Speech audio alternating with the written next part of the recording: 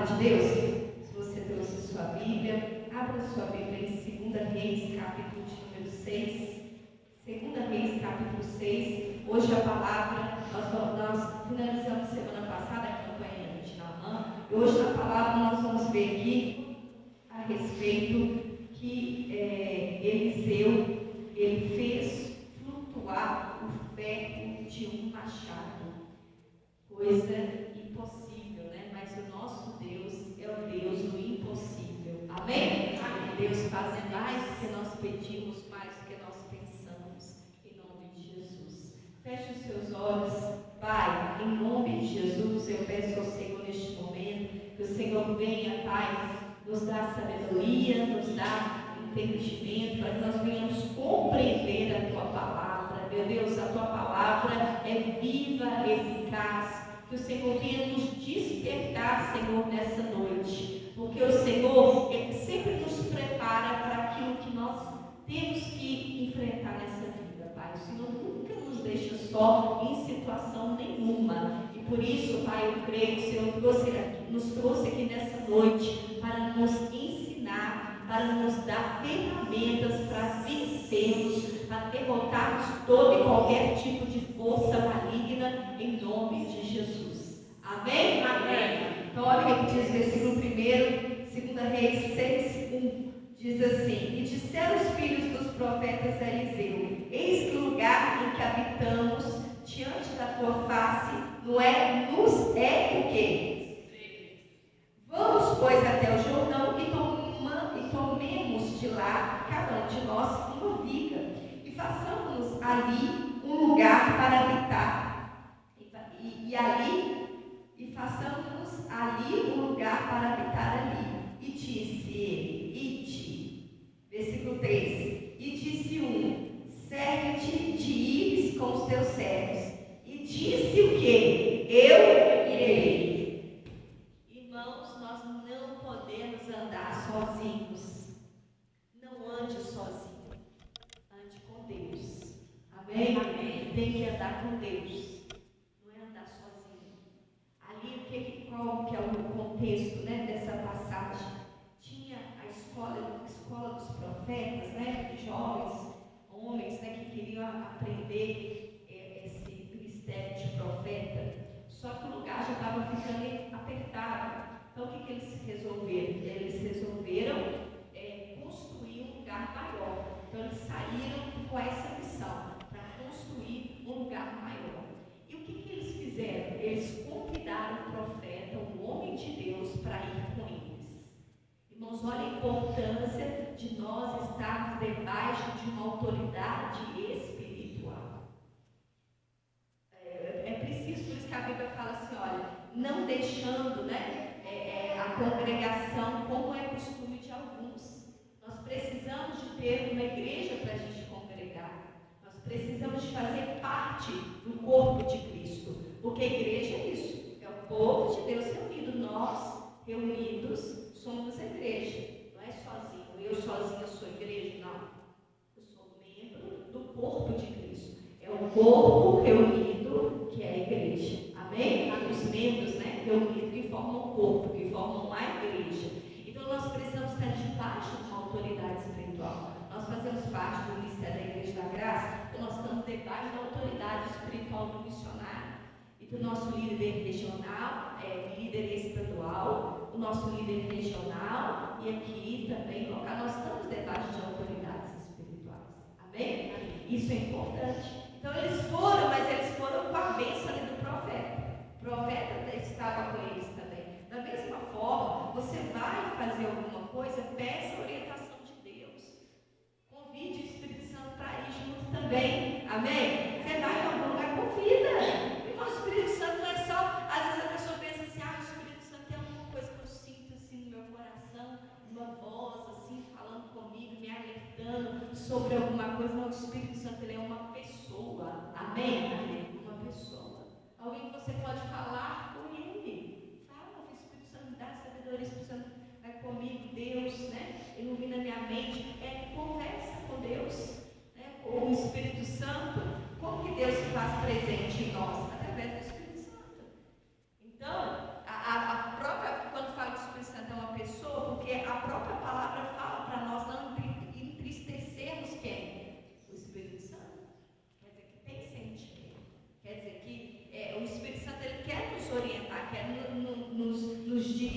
a Bíblia também fala, em Romanos, né, que os que são guiados pelo Espírito de Deus, esses são filhos de Deus.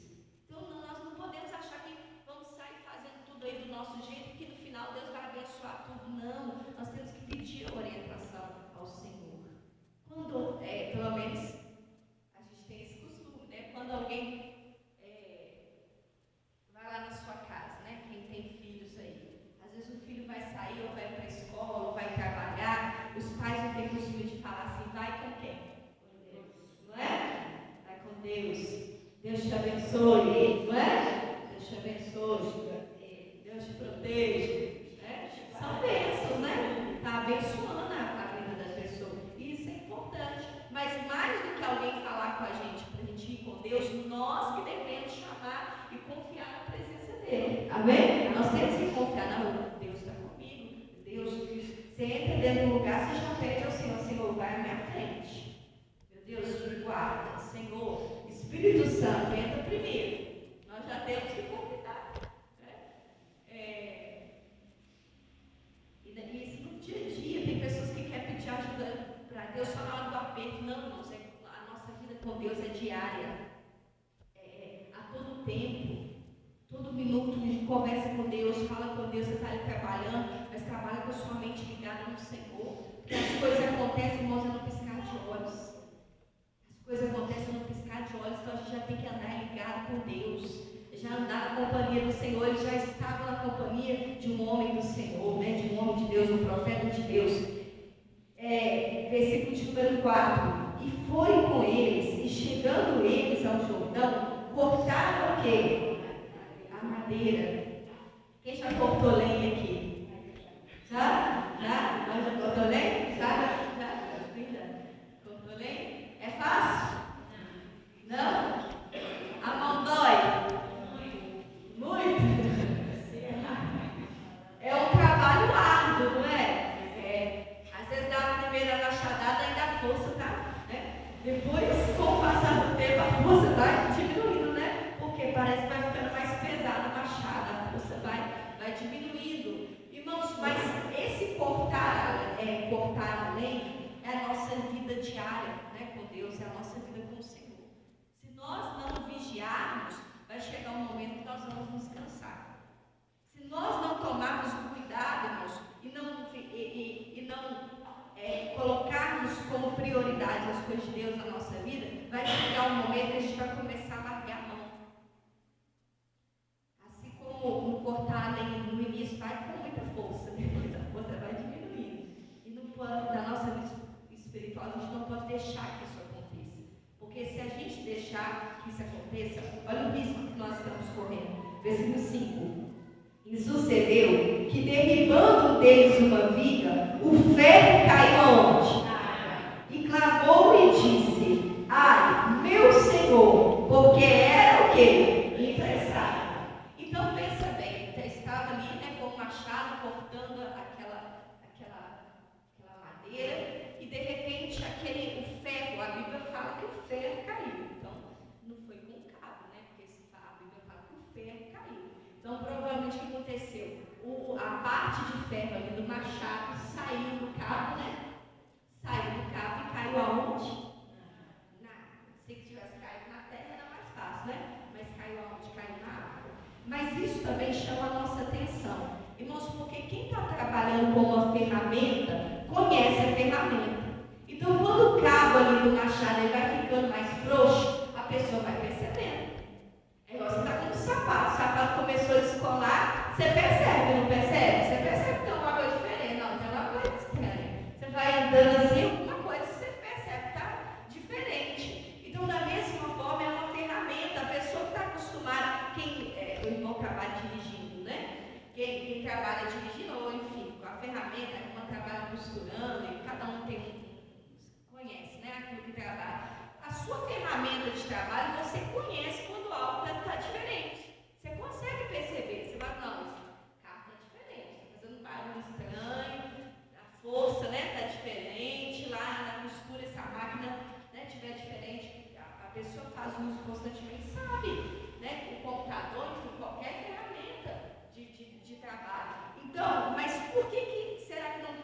percebeu que aquela ferramenta estava começando a sair do carro.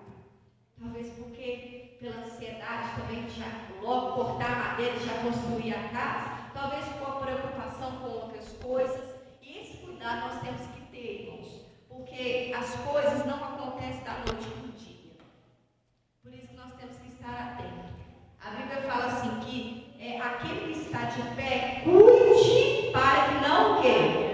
Isso significa que se não cuidar, o que vai acontecer? Vai cair. Pode ser quem quer que seja, mas nós não cuidarmos da nossa vida com Deus, se nós não tivermos uma vida de oração, de meditar na palavra do Senhor, de frequentar a igreja, de ter comunhão com Deus, irmãos, a gente acaba caindo. E eu não digo nem cair em pecado, mas às vezes cair em outras situações também. A pessoa cai no engano, né? Cai, às vezes nas palavras, enfim, em tantas coisas. Então nós temos que procurar aplicar o nosso coração. A Bíblia até nos ensina a colocar o coração sobre o nosso rebanho. Não é só o pastor, claro, né? Eu tenho que colocar o meu coração sobre o meu rebanho, sobre as pessoas que Deus confiou na minha mão, né? Eu tenho que colocar o meu coração, tenho que orar, tenho que consagrar, tenho que, né, cuidar dessas ovelhas que Deus colocou na minha mão. Mas você também tem o seu rebanho. Amém? Você também tem coisas que Deus confiou a você a responsabilidade. Quem tem filhos é um rebanho que Deus confiou na sua mão.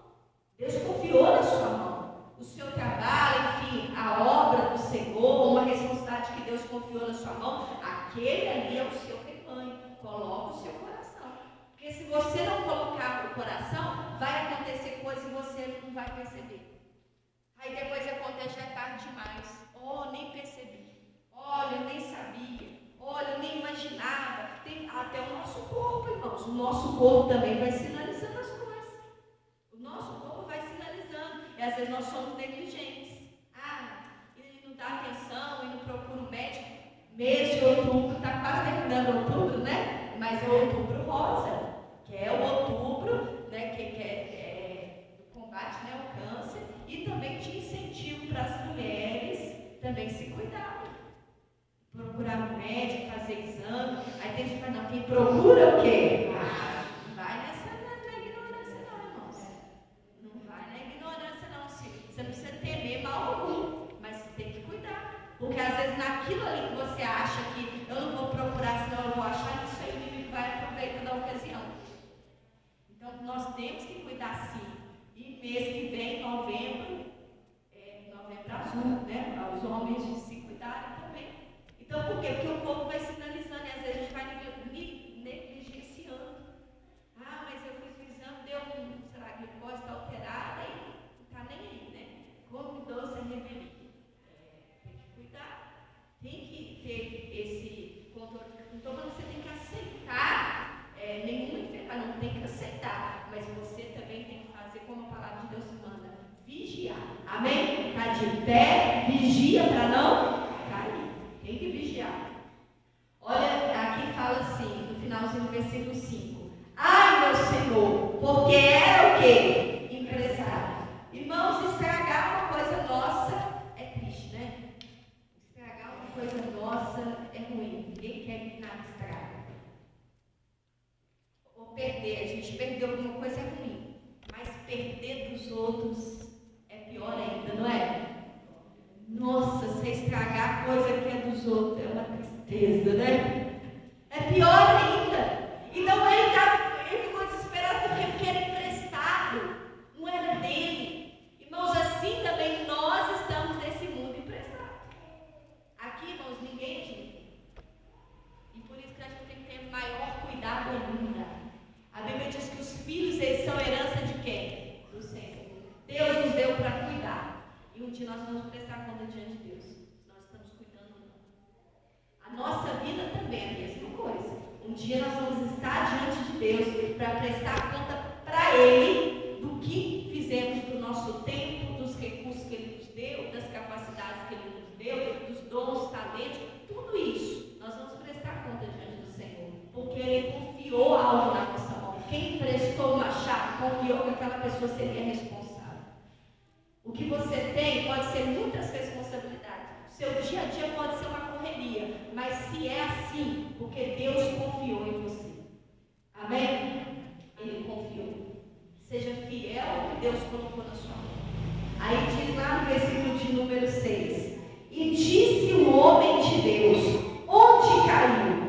E mostrando-lhe ele o lugar, cortou o pau e o lançou ali e fez nadar o quê? Diga glória a Deus. Irmãos, para Deus não tem nada impossível. Mas nós temos que andar com Ele, anda com Ele. Porque na hora do aperto, quem vai te socorrer? Deus. Na hora do aperto, às vezes a pessoa fala, não, mas o meu amigo, a minha amiga, irmãos, vai ter situação que não vai ter amigo nem amiga que vai poder resolver o problema. É só Deus mesmo. É só o Senhor para entrar na situação e resolver. É só Ele, mais ninguém.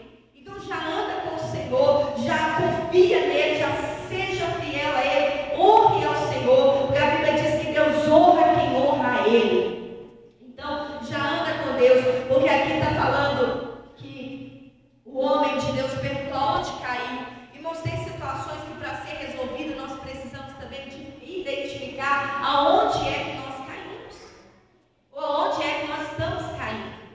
Onde que você tem caído? Ah, meu ponto fraco está sendo esse. Ah, estou dedicando mais coisa para coisas aí desse mundo, mais tempo, né? Dedicando mais tempo para coisas desse mundo, eu estou tendo tempo para as coisas de Deus. Então, olha aí onde você está caindo. Já acerta. Já endireita. Já reconhece aonde é que caiu, que aí o problema vai ser resolvido. Ah, eu estou caindo porque eu não estou tendo paciência. A minha vontade é sair brigando, batendo em todo mundo. Pois é, então nisso aí que você está caindo, então já ora, já busca de Deus a minha sabedoria, já resolva a situação. Busque refletir, olha o versículo 7, e disse, levanta, então ele estendeu a mão e fez o quê? Fez o quê? Tomou. A situação foi resolvida, mas por quê? Tinha um homem de Deus lá para dar direção, e hoje nós temos a direção da palavra.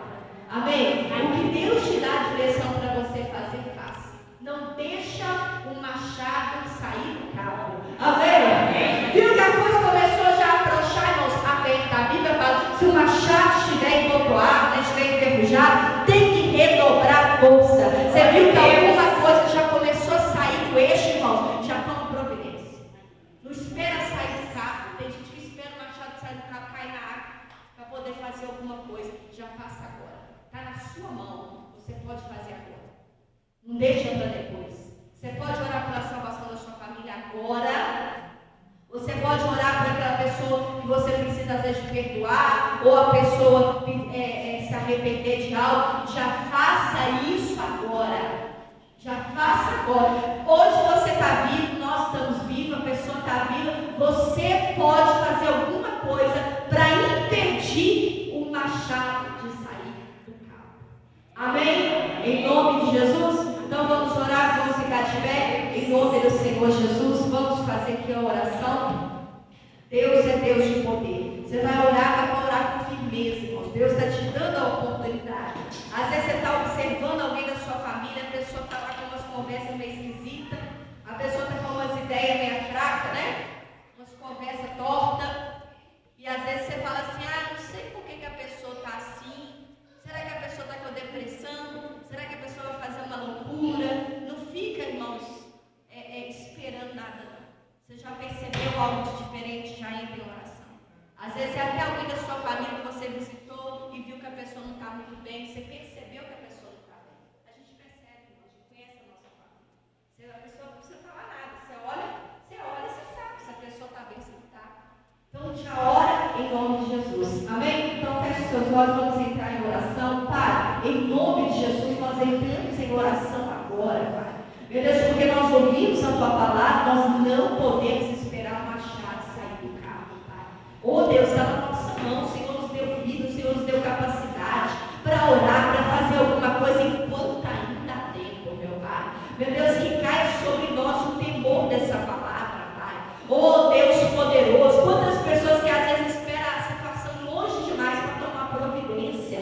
Oh Senhor, vem nos alegrar, Pai, vem nos endireitar. Oh Deus, essa pessoa que ela quer, Deus, resolver algo.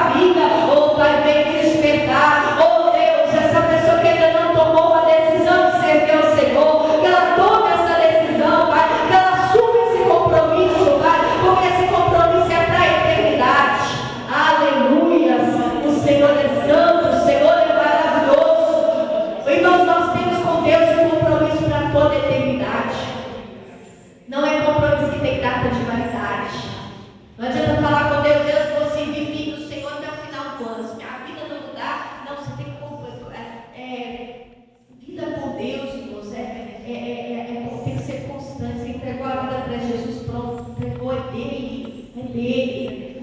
Deus, nada que a gente faça pressiona Deus. Ele é o Senhor do tempo.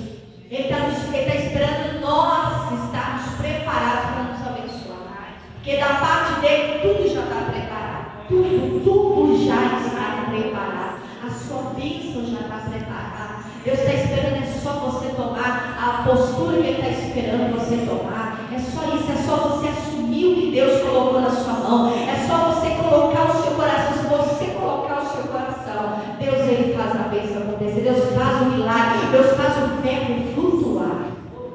Coisa que parece impossível, Deus, Ele faz. Às vezes tem alguém na sua família com o coração de ferro, mas você vai declarar: Deus fará esse ferro flutuar. Em nome de Jesus, esse ferro não vai para o fundo, ele vai flutuar. Deus faz a obra. Em nome de Jesus, Deus transforma até aquilo que é mais duro, mais complicado. Deus faz a obra, porque Deus é poderoso. Em nome do Senhor Jesus Cristo, fala assim: eu não vou deixar o machado sair da minha mão. Em nome de Jesus. Amém? Fala assim: a bênção é